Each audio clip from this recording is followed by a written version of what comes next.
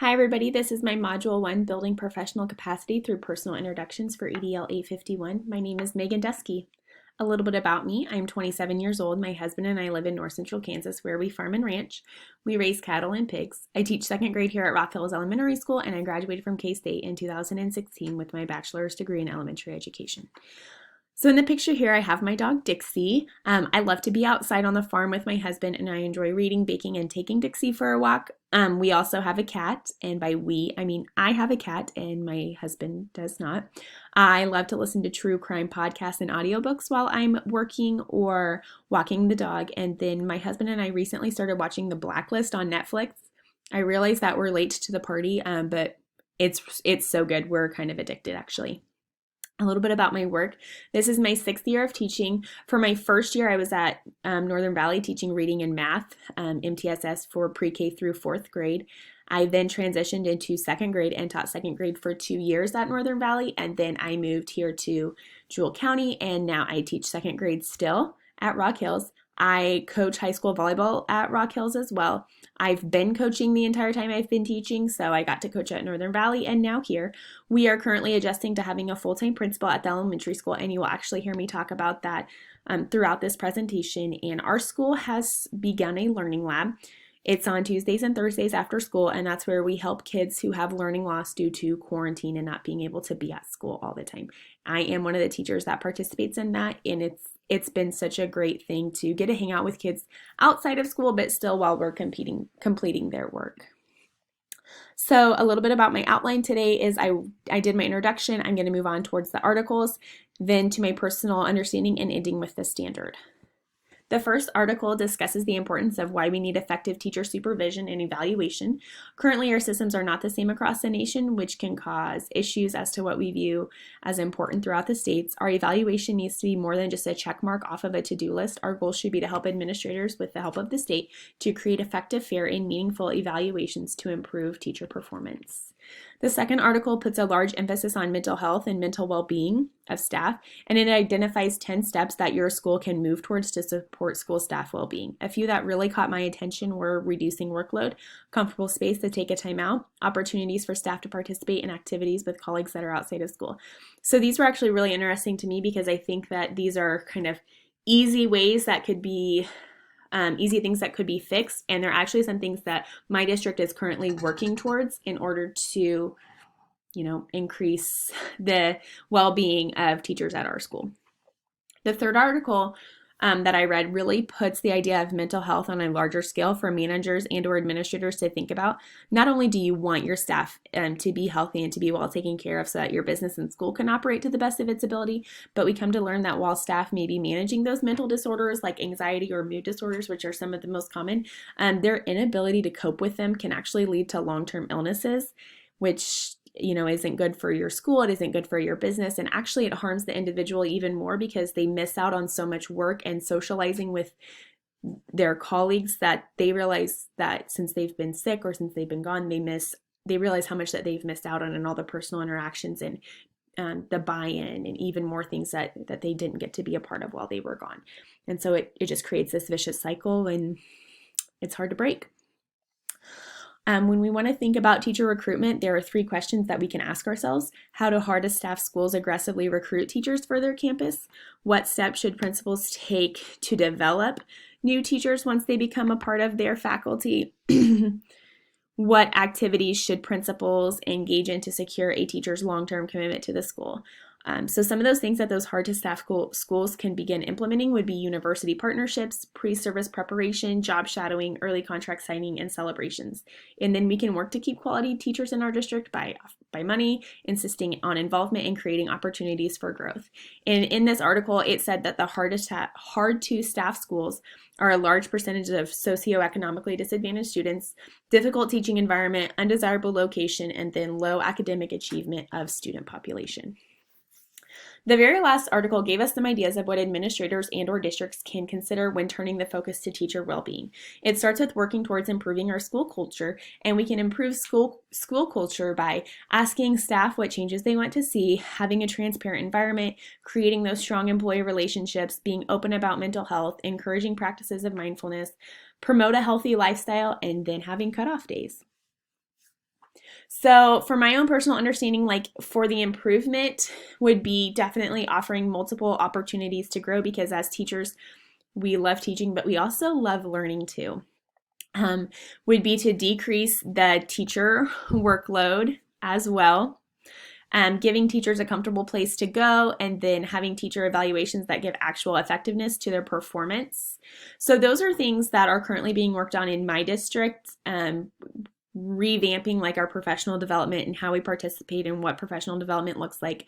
We want to scale back some of our workload by finding a full-time STEM teacher, so that way we could have PLC time to cooperate with our, teacher who also teaches second grade, but also cooperate, first grade reading teacher, second grade reading teacher, third grade reading teacher, so we can see where they're coming from and where they need to go. Giving teachers a comfortable place to go. We actually don't have a teacher's lounge at my school, and I realize that might be silly, but it really doesn't give us a place that's ours that we can go feel comfortable to eat lunch in, visit with another teacher, and just kind of have a space just for us. And then having those teacher evaluations, now that we have a full-time principal, they are definitely becoming more meaningful because, that person's here to stay. For retention, increasing the money, offering those opportunities for growth, creating relationships, and then improving your school culture so that's a place that people want to come to, that teachers want to work at and stay at, and that would be by creating strong employee relationships and giving them those opportunities outside of work. I am a big relationships person, and you'll learn that about me. I think that that's the most important thing that you could ever have, like with a student and with your staff and with your colleagues, is a relationship. So learning, having those meaningful professional developments that are applicable to you and to your staff. One of the things that I thought was interesting was the in-person or online trainings that are offered to assist administrators and managers to improve their confidence in supporting mental health within their staff. And then to improve the overall well-being would be like reducing teacher workload that can truly make an impact on teacher well-being, which can help improve teacher retention. So kind of like killing two birds with one stone there.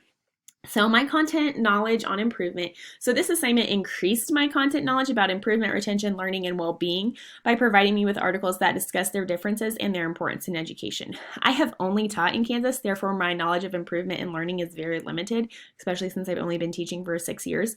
So in Kansas, we participate in Keep 2, which I feel like I'm a pro at. I feel like I've been doing it for 6 years. So I haven't seen anything different, and I guess I never really thought about how evaluations were across the states. So I would have no idea what Nebraska does or Colorado does, or some of our neighboring states. And so if you have teachers that move in from there, it could be, very different as to what Kansas looks for versus Nebraska. But evaluations, again, do kind of change based on the preference and the importance with each administration change. So I think that's important to note as well. Content knowledge on retention. When I was attending KSU, I got to see firsthand the active participation that the university partnerships, job shadowing, and early contract signing provided. They all did work very well to find teachers as well as keep the good ones, but I didn't realize it at the time that those were tactics that they used to keep their staff full. But it's definitely an area I'm interested in learning more about. As our district is in a rural area, we're going to have several open positions for the upcoming school year, and I'm curious to see how many people apply, how many applications we actually get, and what entices teachers to come to our district, because I would consider our district one of those hard to staff districts. My content knowledge on learning. So professional development of all kinds can definitely be beneficial to teacher learning. And so if we want to improve our practices to enhance student learning, we also need to be willing to grow. I do think that it's important that the professional development that we participate in is meaningful and applicable to teachers. Our district is working towards this. In the past, like in my first couple years here, professional development was district-wide all the time. And it's very hard to find meaningful and applicable professional development that applies to our pre-K teacher and our high school ag teacher. So since then, we've broken up our trainings by, what building we teach in, and we're working towards departmentalization so that way teachers really feel like what they're getting out of it, they can go and use in the classroom on Monday.